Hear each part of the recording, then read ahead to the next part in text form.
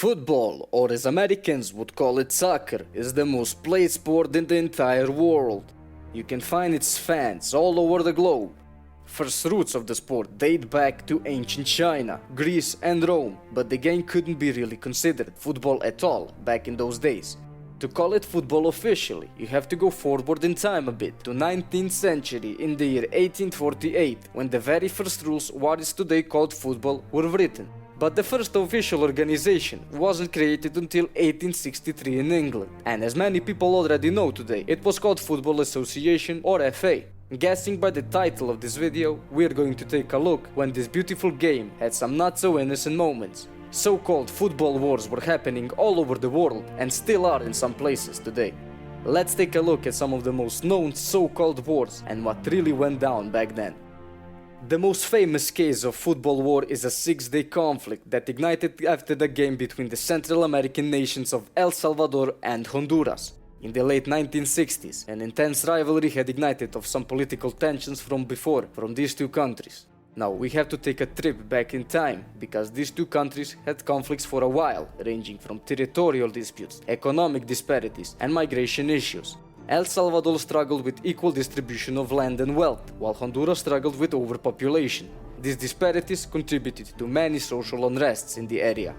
While this match is often referred to as the football war, it's important to understand that this match was just a spark to begin the war. In 1969, tensions were already high before the two nations ever even met on the pitch. It was the FIFA World Cup qualifiers. Even the first leg of the qualifiers was filled with controversies of biased refereeing against the Salvadorian team.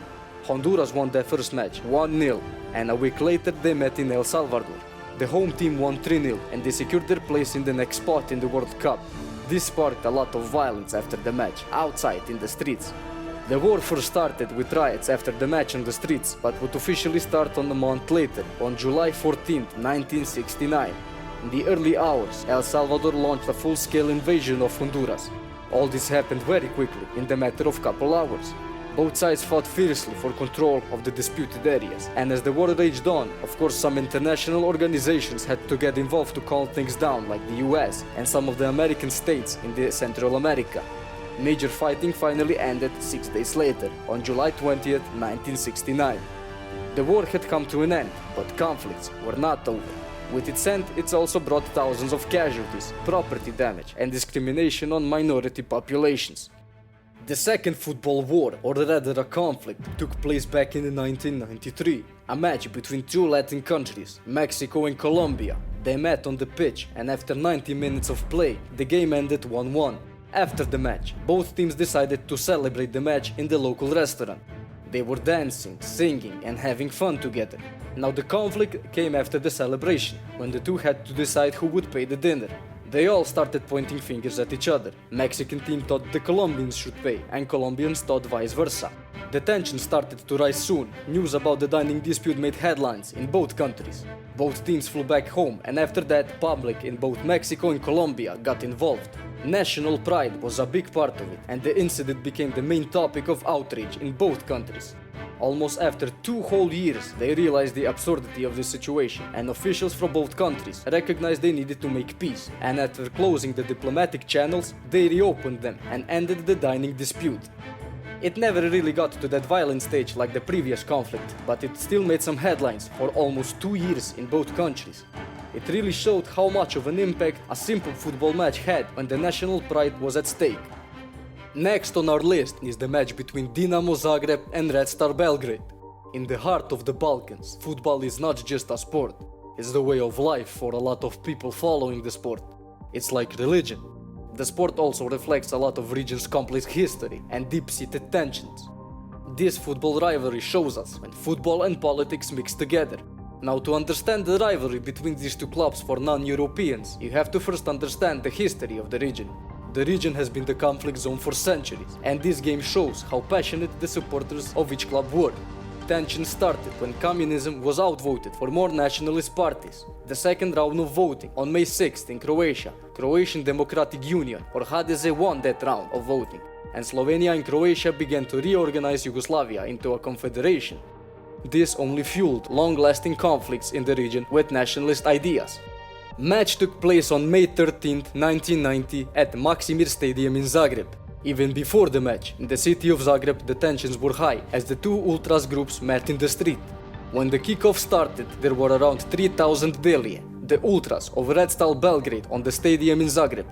They were provoked from Dinamo's ultras Bad Blue Boys before the match, and so they started attacking the Dinamo's fans on the visiting seats while chanting nationalist chants. The Dinamo Ultra saw this and tried to storm the pitch to help the fans on the other side of the stadium.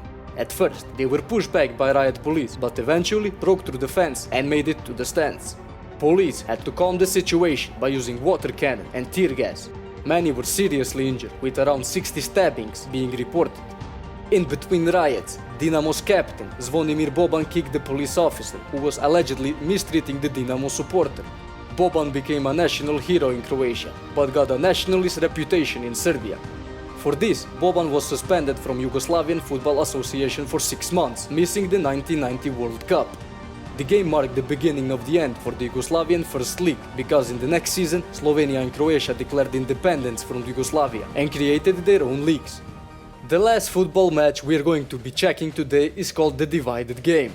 The Korean Peninsula has been a hotbed for tensions for years, and this story focuses on when sport met politics, a rivalry between North and South Korea. To fully understand, we need to know that the Korean Peninsula has been a conflict zone since the 1950s. These wars split the area into two nations we know today, North and South Korea, each having its own political ideology. But against all the political diversities, a miracle happened when both countries joined teams to participate in the 1966 World Cup. For that brief moment, they forgot about their political differences and just played the beautiful game, and in the end, made it to quarterfinals. After the match, football rivalry between the two became more than just sporting events. For example, in 1993, the two nations met in a very important match, FIFA World Cup qualifiers. Both needed a win to proceed into the next stage. During the match, tensions were high as both teams fought fiercely, but then a controversial moment happened. A penalty was awarded to South Korea, leading to a goal and ultimately securing their World Cup position. North Korean players and officials fiercely protested. The players even refused to leave the pitch for a very long time after the match ended. This triggered the diplomatic crisis between the two countries. North Korea filed a complaint to FIFA and broke all diplomatic relations to South Korea. Over time, they calmed the situation down and both sides worked to sort things out. However, this match shows us that even today, the border tension remains high between the two. It is a beautiful sport, but just as we've seen today, sometimes national motives contribute into conflicts that also evolve onto the pitch. If you learned something new, please leave a like, because this was very fun to make. Football is the biggest sport in the world. I also love the sport, so this was very interesting for me. Do you know some matches that turn into conflicts later? Leave it in the comment. And as always, stay safe, stay educated, and until next time.